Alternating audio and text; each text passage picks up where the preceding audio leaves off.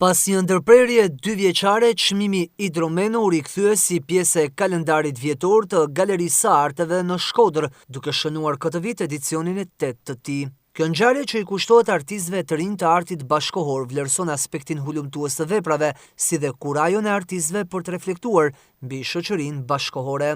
Ky është një event i cili përgjigjet edhe fuqive që ka vetë institucioni patjetër, por në të njëjtën kohë ne besojmë shumë në 2 role, kur e nisim dhe përcollim misionin e këtij eventi, siç është një roli kuratorit dhe pjesëmarrja e artistëve e bashkëlidhur me idenë kuratoriale.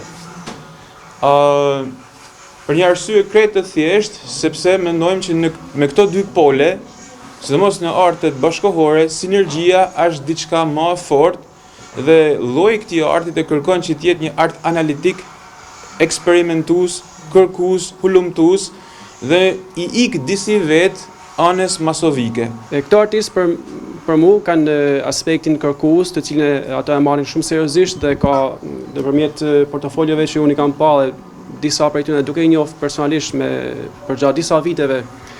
Ato kanë vite pra që zhvillojnë e konsiderojnë aftësinë dhe ndjeshmërinë e tyre në këtë fushë të artit si një mundësi për me komuniku, për me kërku, për me analizu, për me dhënë refleksionet ndryshme, të cilat nuk bajnë tjetër vetë se e rrisin cilësinë e njerëzores mes nesh në qytetin tonë e Maxhan.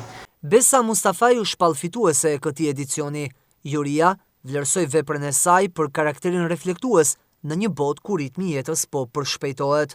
Jam pak emocionuar nga që nuk është se e prisja, po gjithsesi shumë faleminderit që keni ardhur dhe që i keni kushtuar kohë që ta shikoni të gjitha punët.